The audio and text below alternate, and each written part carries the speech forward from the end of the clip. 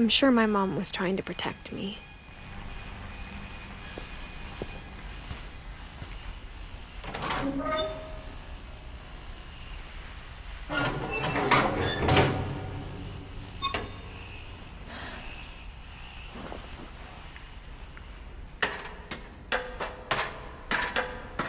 Maybe she was afraid I'd end up like Walter. But if she never told me about an uncle under the house, I can only imagine what else she was hiding. I don't want to make the same mistakes she made. Trying to bury something that's still alive.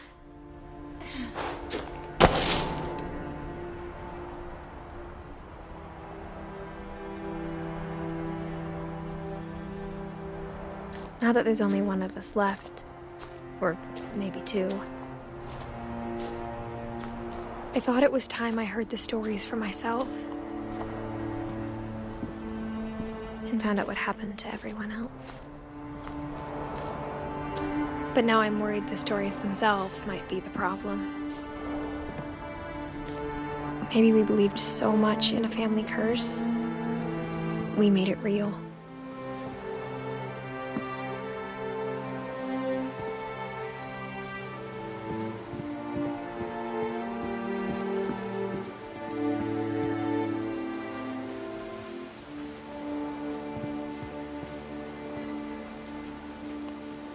I don't know if I should even be writing this.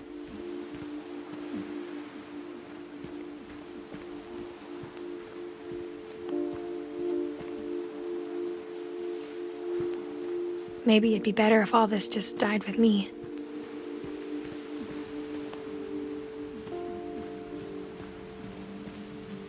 But I thought you should know about your family.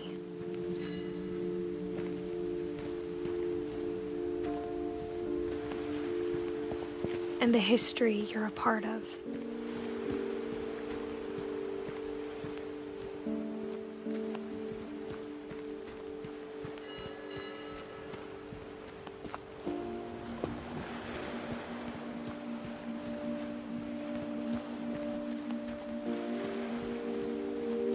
Though to be honest, I feel as lost as you probably do right now.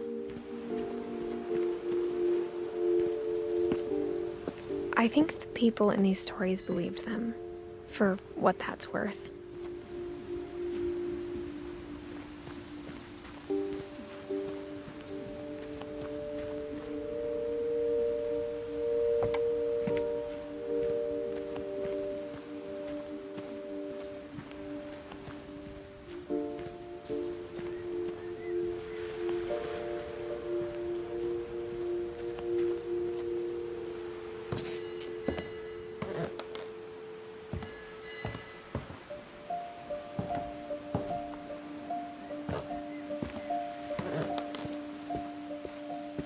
And when you look at the house, that history of imagination and stubbornness and madness, any of it seems possible.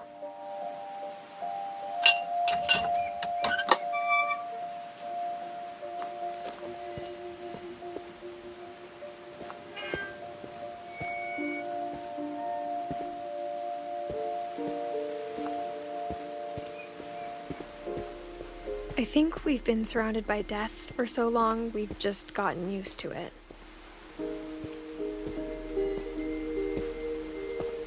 What kind of family finishes building a cemetery before starting the house?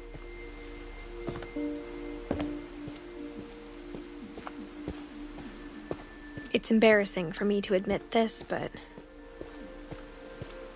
the pet cemetery made me more uncomfortable than the human one. 3 of the gerbils are mine, and 2 had been my fault.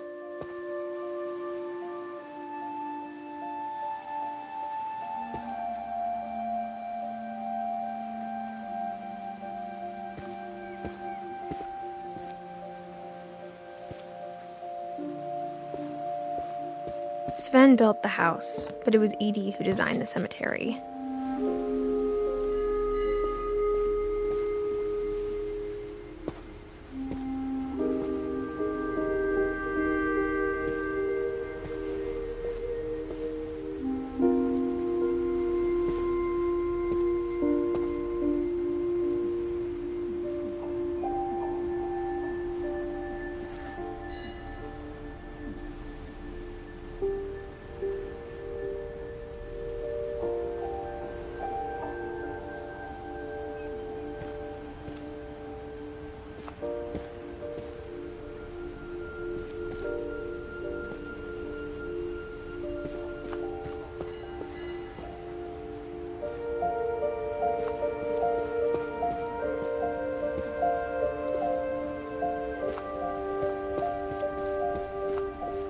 I'm sure Odin's monument had been Edie's idea. My mom was always trying to move on, but for Edie, the past never went away.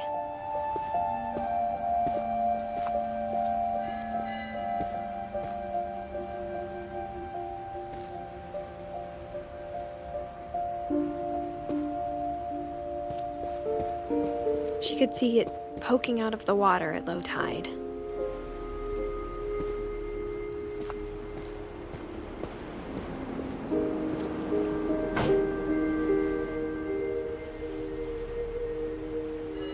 Edie said she dreamed about the old house every night.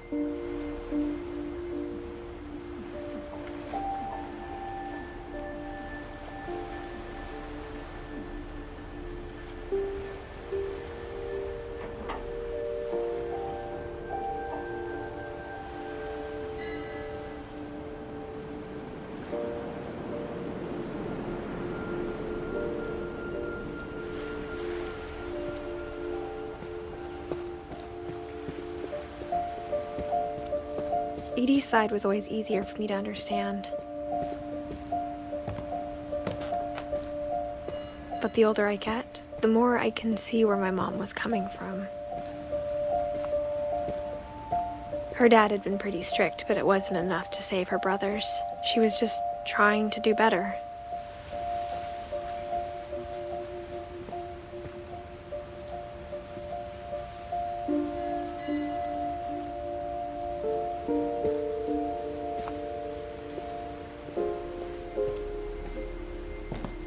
She lost 2 of her brothers, just like I did. I get why she tried so hard to protect us.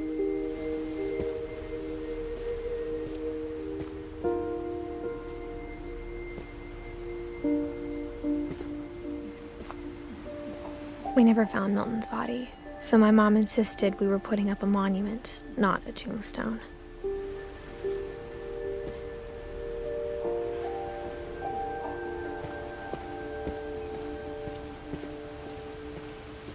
There's so many things I wish I could ask my mom now. Part of me thinks this is what she wanted all along. For me to come back someday and find everything out for myself.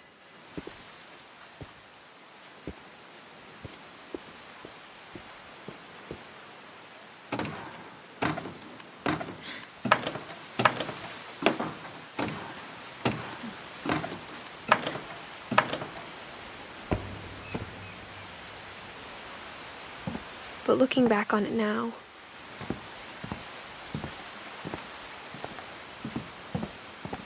if she told me there was going to be so much climbing, I never would have come when I was 22 weeks pregnant.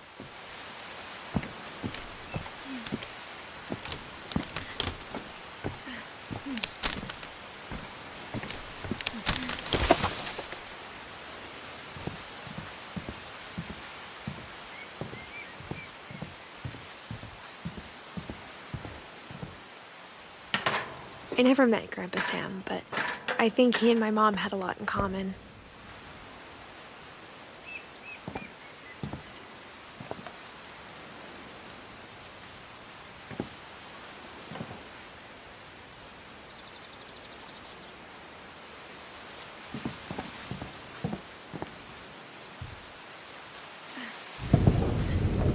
They were both pretty intense.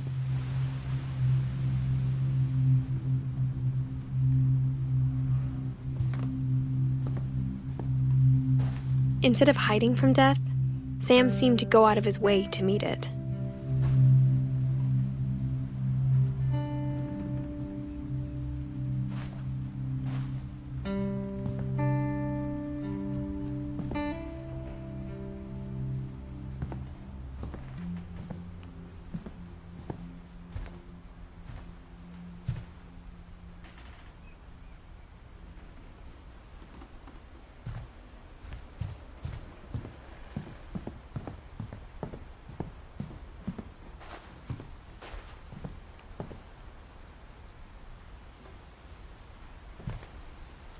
Sam spent his life shooting photos, but Mom said he got nervous being in front of the camera.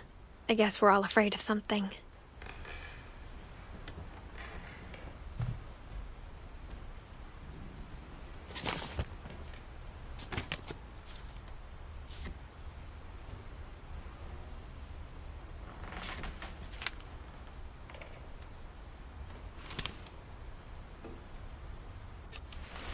Dawn, I promise, you'll never forget this weekend. Yes, sir. These memories are gonna last a lifetime. Hmm? Am I gonna have to shoot anything? It's a hunting trip, Dawn. Shooting is strongly encouraged.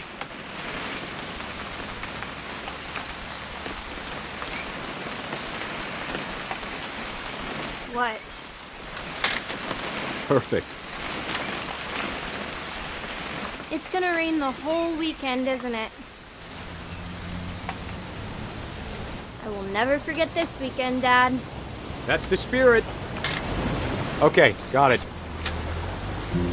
I'm gonna take some pictures, okay? Just be careful. That camera's older than you are.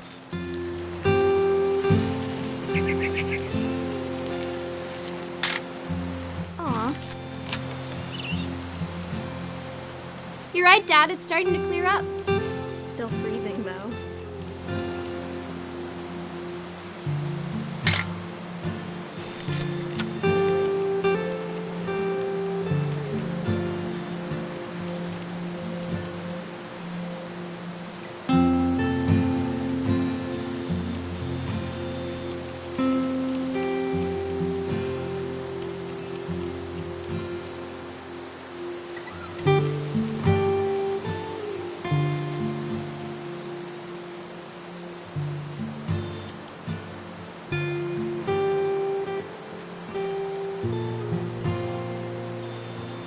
Definitely should not have drunk all that coffee. Hold still while I take a picture of you. I definitely won't be moving. Are you done yet? Does it sound like I'm done? Nothing quite like being outside.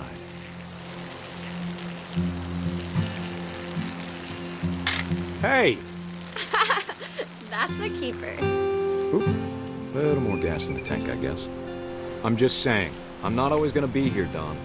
You'll need to remember this stuff, if you want to survive. I'll be fine, Dad.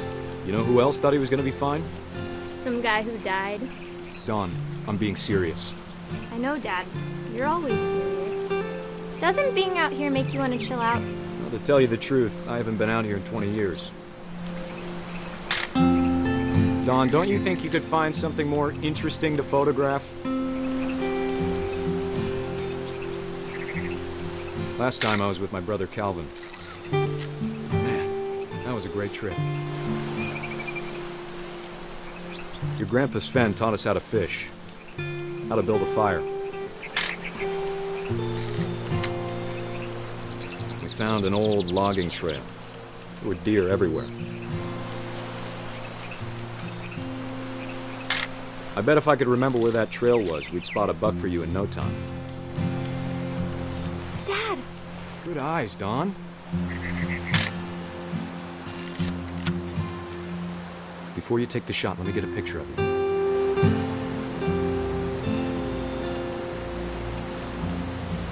Dad, I... Just breathe. Turn off your imagination. Focus on your target.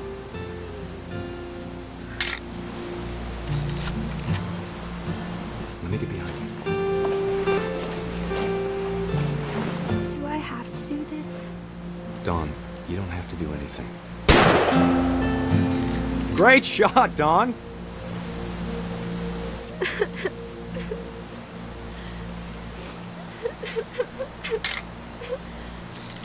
I'm proud of you, Don. Always remember that, okay?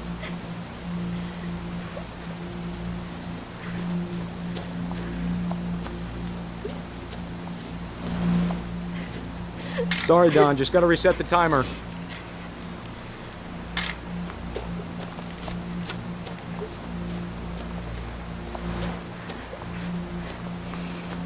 Dad, it's twitching. I think That's it's totally so... normal, Don. Just focus on the camera. Try not to think about... Dad!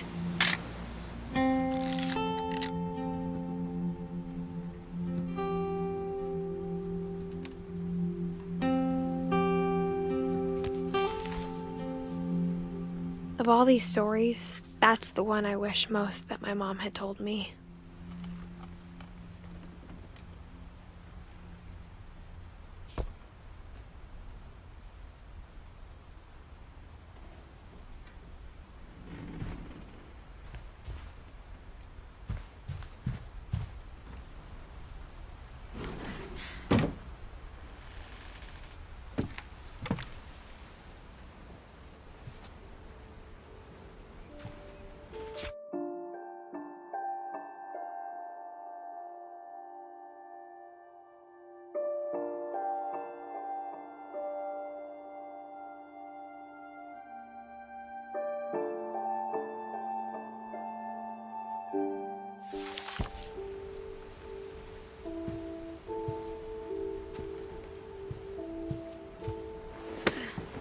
After Sam died, my mom and Edie got really close. They'd both lost a lot.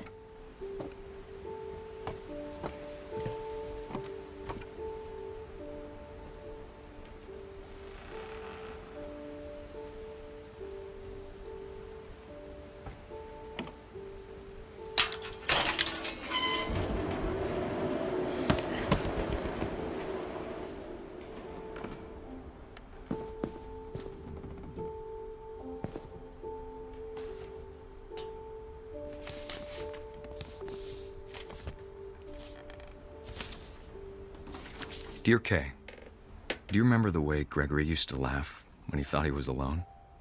Like something funny was happening, but only he could see it.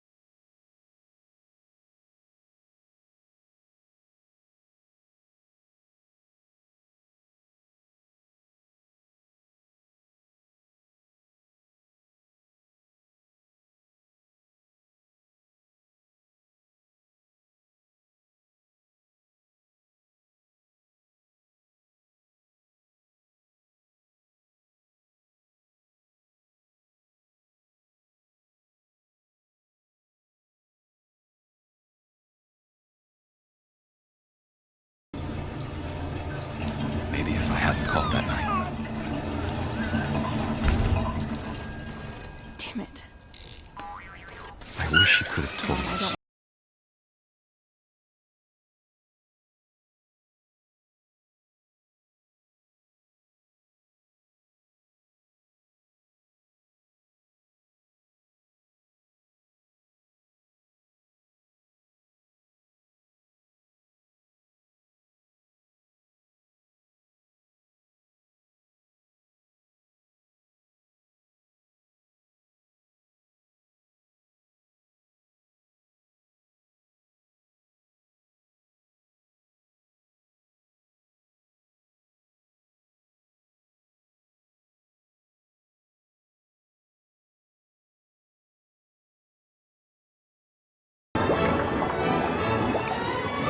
I'm sure he's happy. And he'd want you to be happy too. Good luck, Kay. Love, Sam.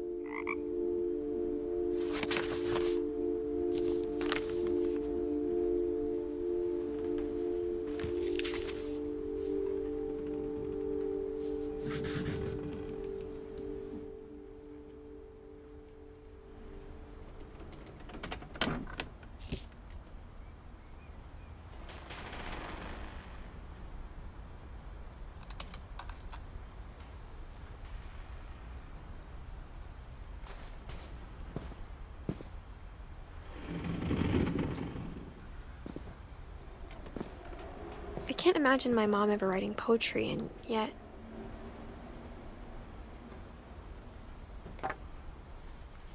A poem for Gus, who always said the wedding was a bad idea.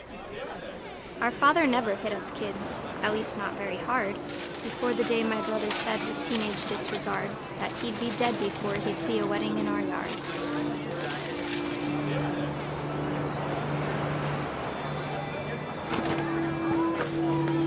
My father made him come, of course, but Gus stood far apart, just flew his kite and bottled up the storm inside his heart.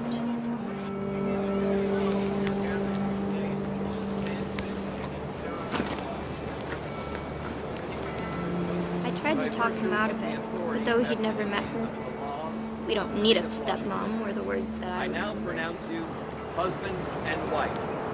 You may kiss the bride.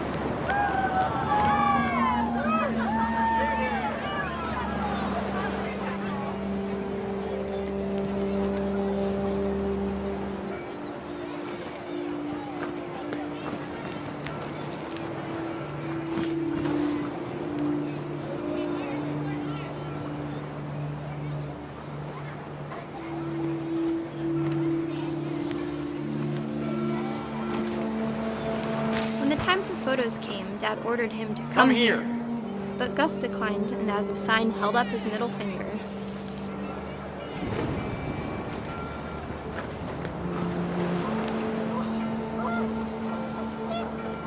The wind picked up and panicked geese appeared and quickly went. But all the humans did that day was go inside the tent.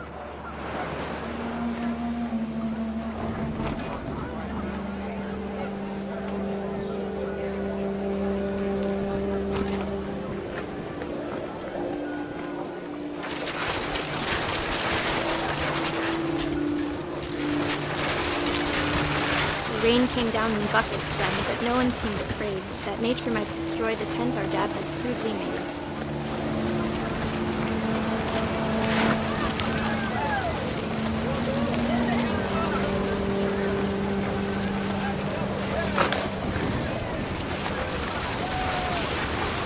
The thunder sounded much too close and full of angry power, but all my father said to this was, "Make the music louder."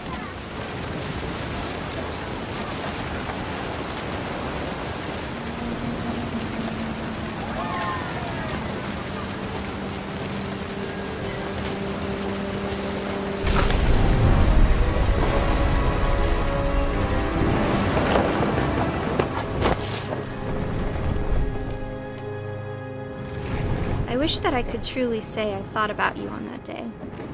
Out there on the beach alone, just you, the wind, the sea, and foam. But I didn't, until we found you.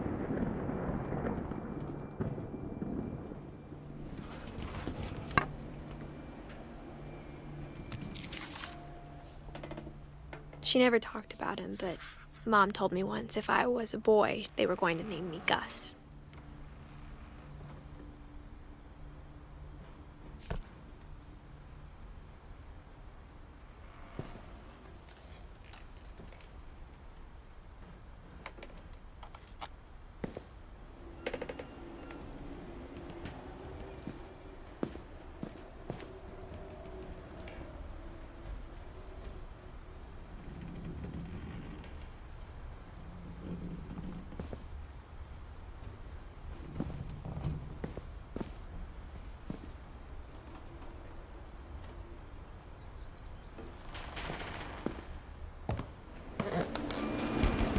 My mom moved up to the loft after her brothers died.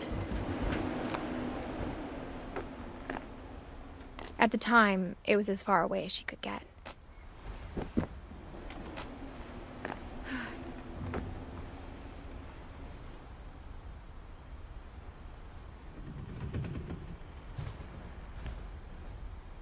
Religion was another thing my mom never talked about, but I think it helped her a lot after her dad died.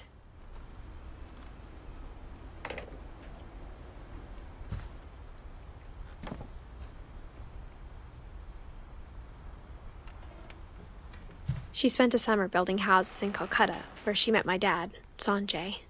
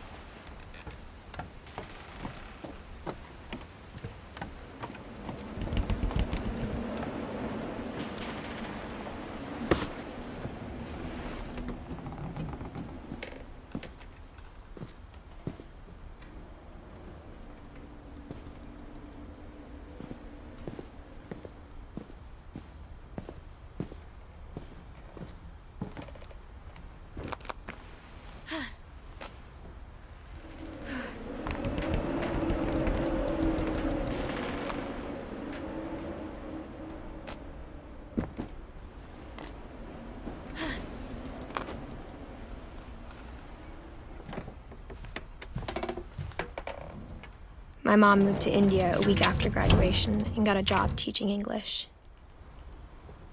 Louis was born a year later.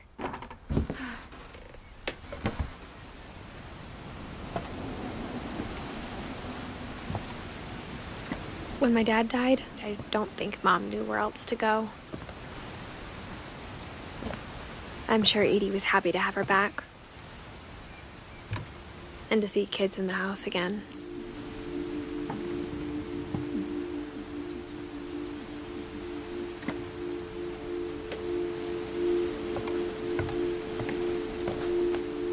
The house had to get a little bigger, but Edie was used to that.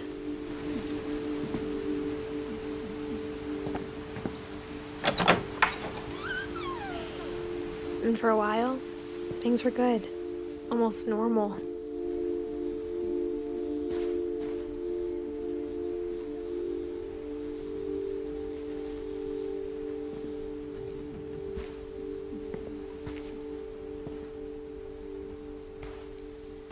But it didn't last.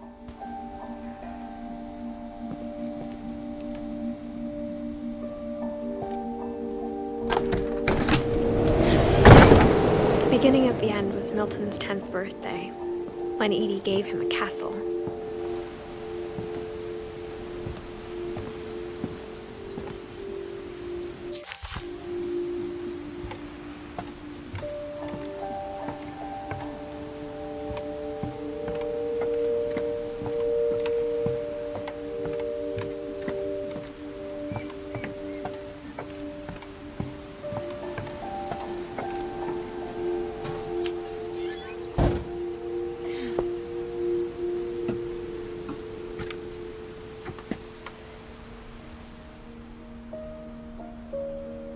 I think Edie was happy to finally have another painter in the family.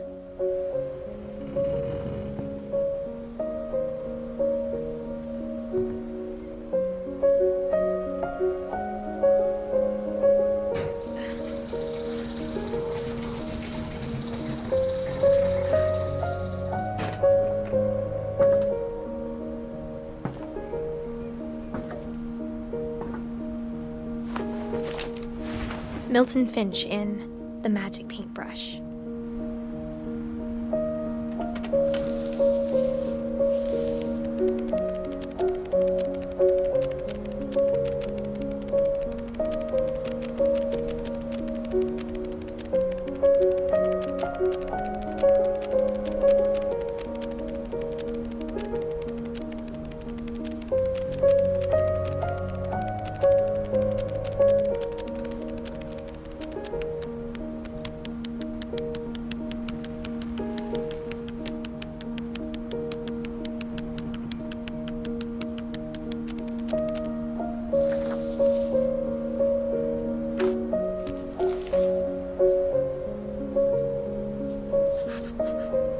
I was 4 when Milton disappeared.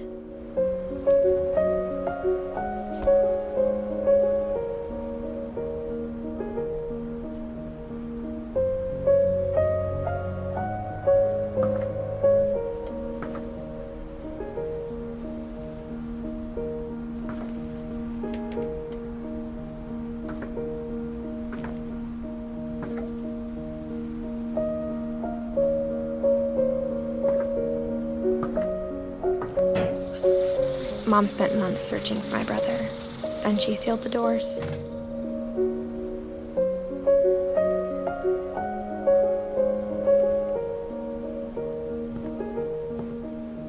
Whatever Milton had found in the house, Mom didn't want it getting out.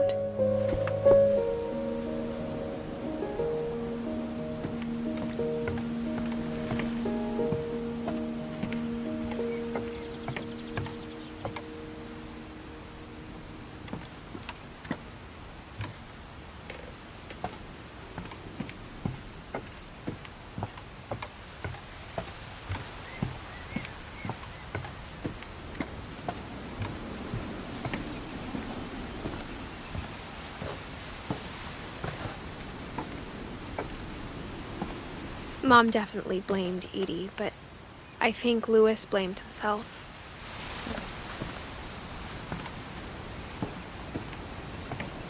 After after he graduated, he just spent more and more time in his room. Until Mom got him a job at the cannery.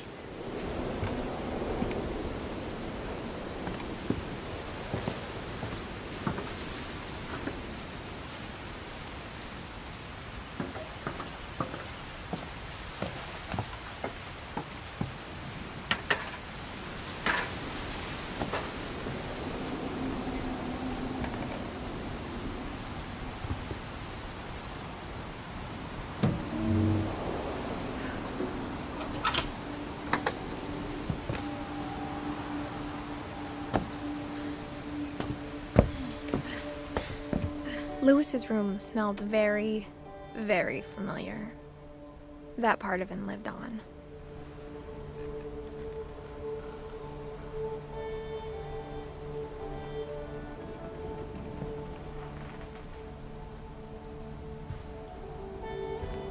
Lewis and I spent a lot of time playing games together, but he was surprisingly bad at them. He died a lot.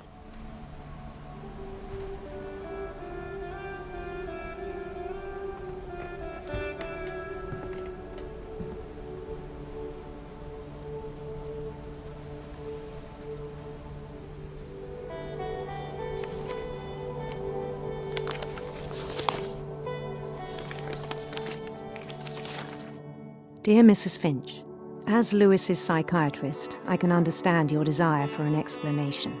As I see it, the trouble began in January, shortly after we convinced your son to seek treatment for substance abuse. Newly sober, I believe Lewis first noticed the monotony of his daily life.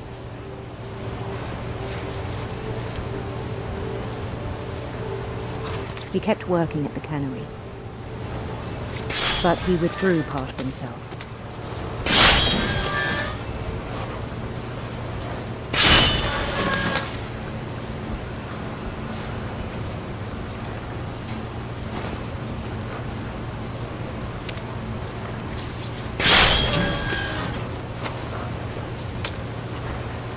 In our sessions, I saw the same behavior. His mind began to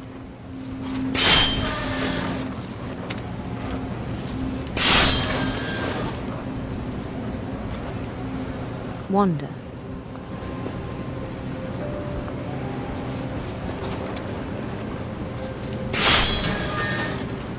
I asked him to describe it. He said he started small, imagining a labyrinth.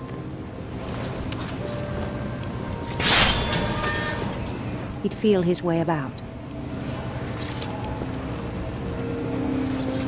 Then something moved. Bats and toads.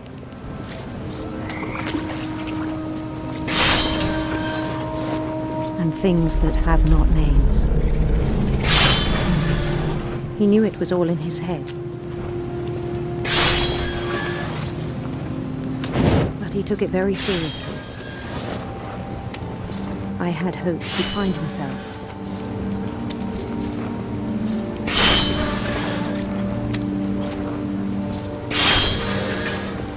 But he found something more. I worried about him then. Daydreaming at the cannery. I spoke with his boss. But he said Lewis had become a model employee. Methodical, tireless, focused. Like a whole new Lewis. So I let him go on.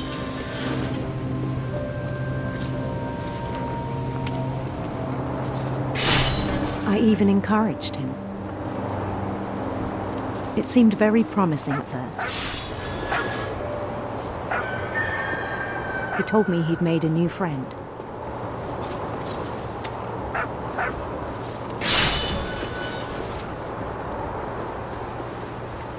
On the edge of a city he named Topia.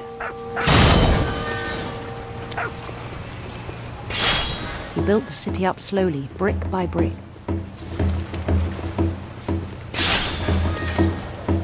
Then he made musicians.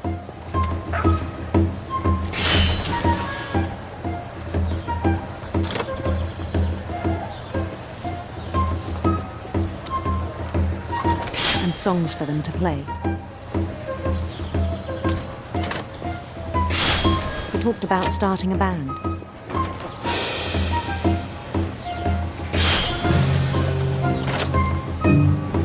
And he was always humming something. Every day his imagination grew stronger. He no longer spoke at the cannery. But his chopping was as reliable as ever. Then one day it struck him that all the cheering crowds, even the stones under his feet,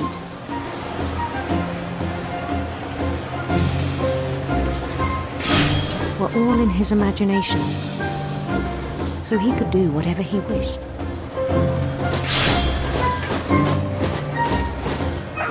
He held an election for mayor. And he won. They begged him to stay, but his mind was already wandering. It became a game for him.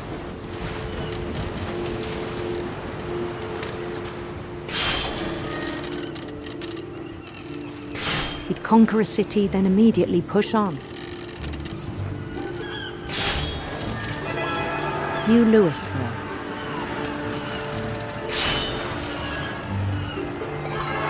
St. Louis.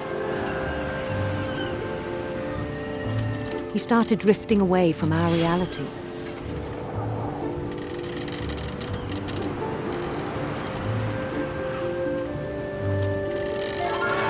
Minneapolis.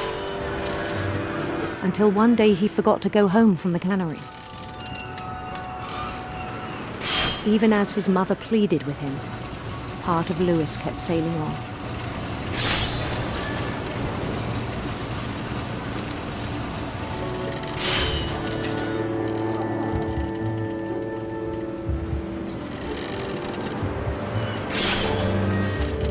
In Louisburg, he heard rumors of a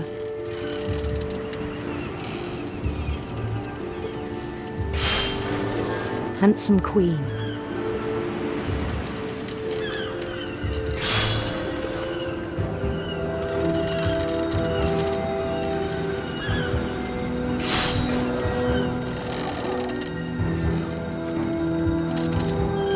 The queen was on her own quest for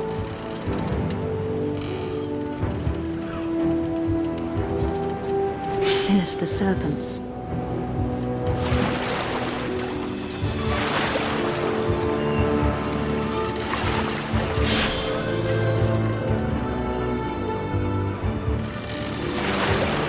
He followed the sound of her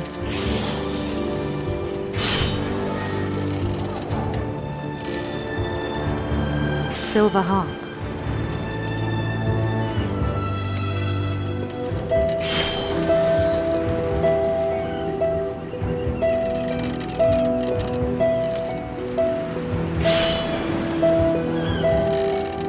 His chase led him to a golden palace east of the sun and west of the moon.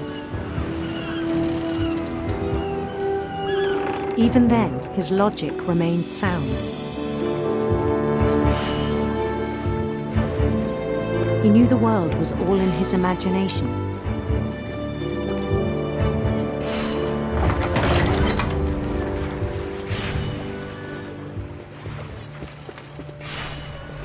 But he was so proud of having created it.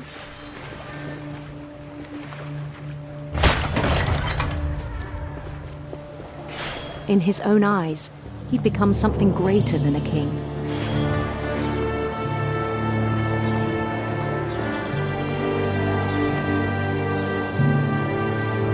For someone who'd never known success in the real world, I think it was overwhelming. And then it struck him that the real Louis was not the one chopping salmon, but the one climbing the steps of a golden palace.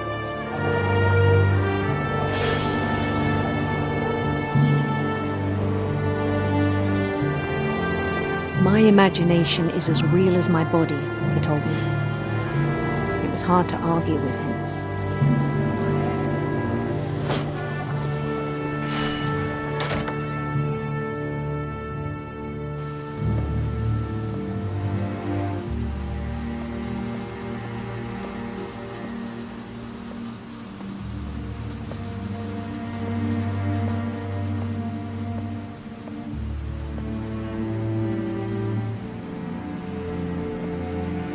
he began to forget the world we know.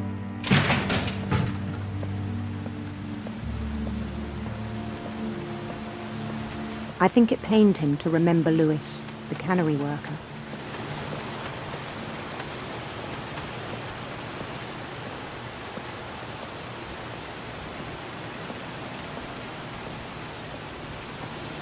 He began to despise the man with a royal contempt.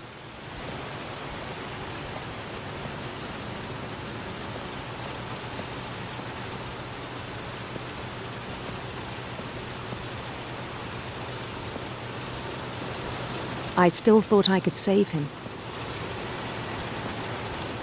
Even after he said he was being crowned king over all the lands of wonder.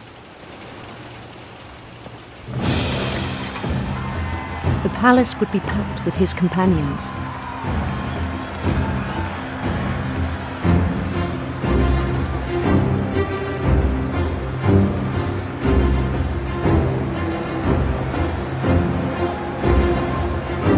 Including the wise Calico who had insisted on advising him.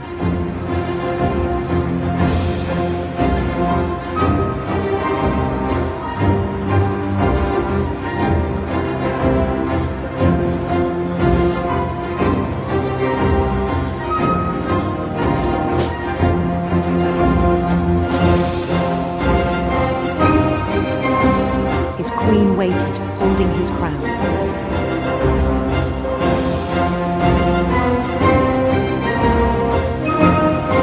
There was only one thing left to do.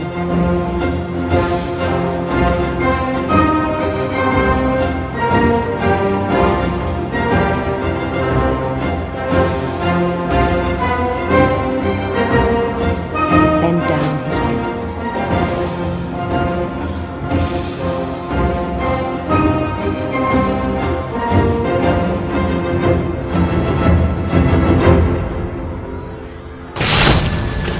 I think you know. Mrs. Finch, your son was a kind man who will be missed by all of us who knew him.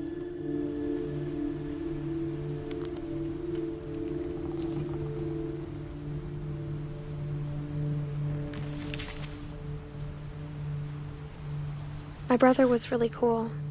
I wish you could have met him.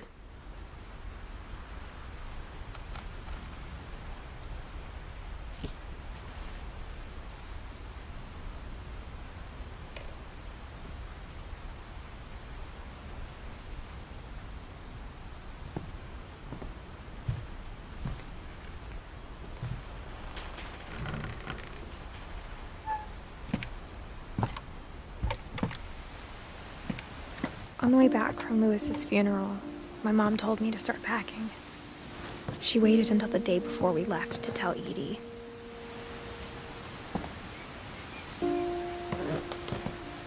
I'm not sure if she wanted to make it easier or harder.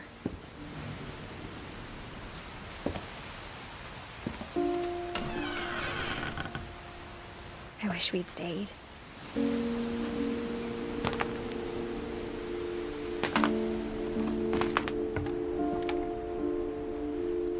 But I understand why we left.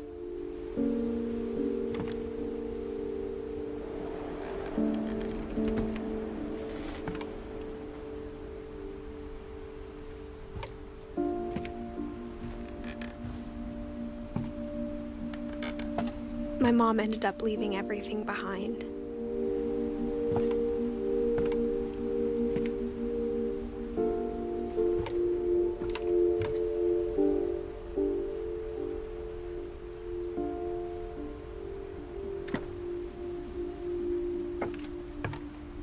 What happened that night had been coming for a long time.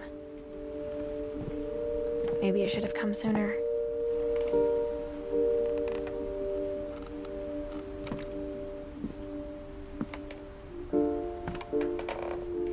But it had to end one way or another.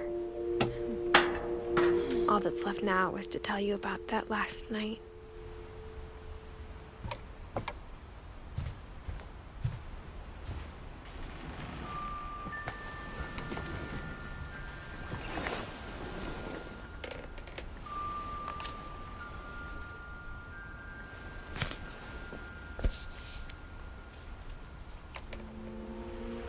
That whole last day, Edie just watched us pack and didn't say a word. Until supper, when she raised her glass and said, "To our final night together, and all our final nights apart." Grandma, you know what I said about alcohol. Some of your medications are very Edith, specific. I left a present for you in the hallway. Why don't you go open it? The grown-ups have to argue now. I'm sorry, you're right. We're all leaving tomorrow. Let's just enjoy our last... I'm not leaving. Edith, you're excused.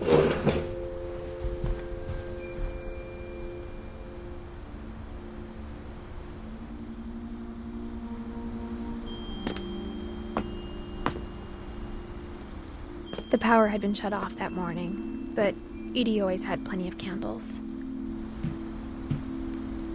When my mom sealed the library, I don't think she knew about the other entrance. Or that Edie had a key to it.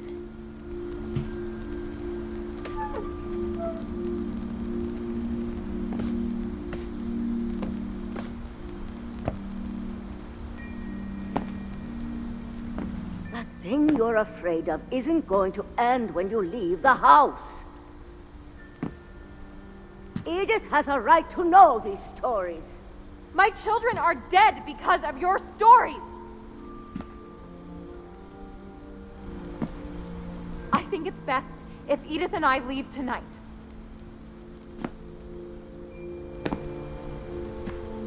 We'll have the nursing home send a van for you in the morning, okay?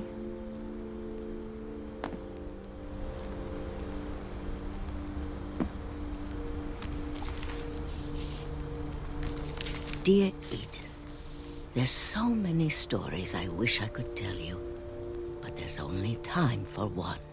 This is about what happened on the night you were born. That night, the tide went way, way out.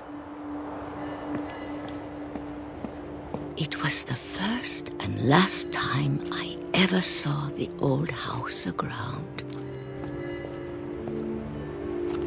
There'd been an earthquake out in the middle of the ocean. They called it the lowest tide in 1,000 years. God, it smelled awful. You know, I've seen that house every day of my life.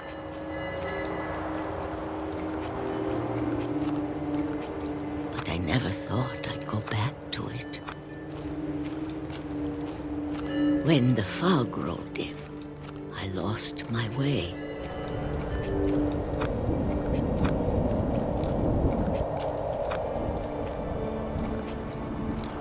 I got turned around.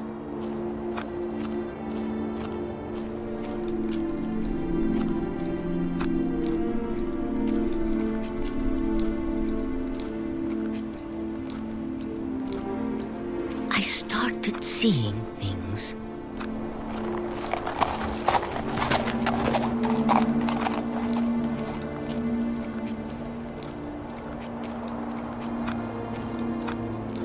Things I'd forgotten had ever existed.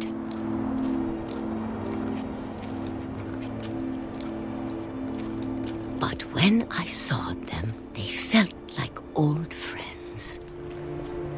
That night, a lot of things came back to me. Or maybe I came back to them.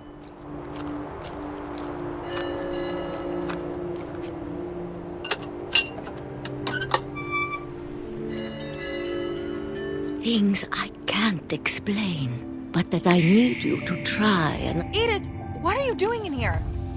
It's mine! Edith! Mom, you're gonna rip it! Let go! I kicked and screamed, but Mom dragged me to the car. I never saw Great-Grandma Edie again. The next morning, the van came to pick her up, but she was already gone. After that, we moved around a lot.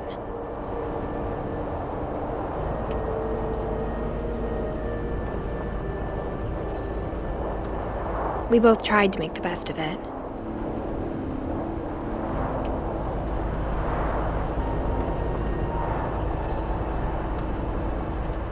A few years went by.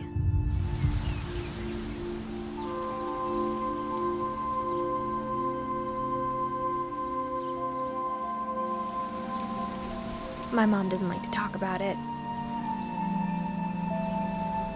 But she started getting sick a lot. The rest happened pretty quickly.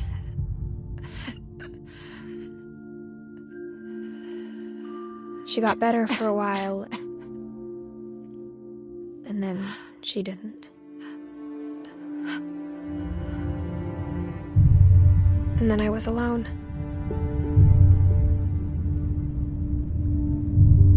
The last Finch left alive.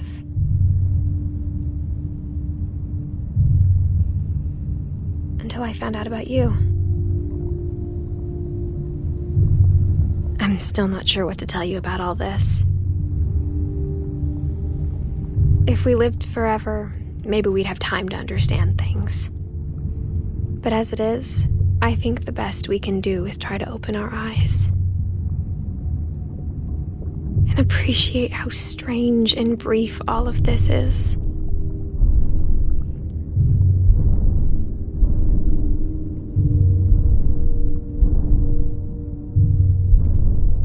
This journal was supposed to be for you.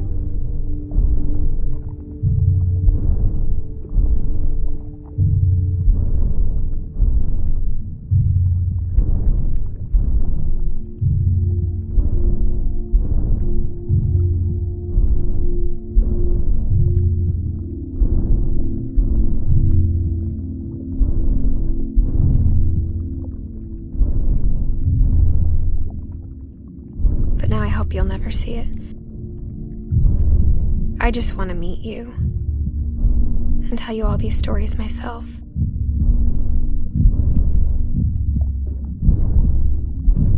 But I guess if you're reading this now, things didn't work out that way.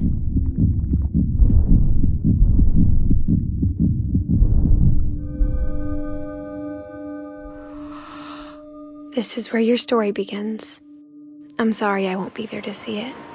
It's a lot to ask, but I don't want you to be sad that I'm gone. I want you to be amazed that any of us ever had a chance to be here at all. Good luck.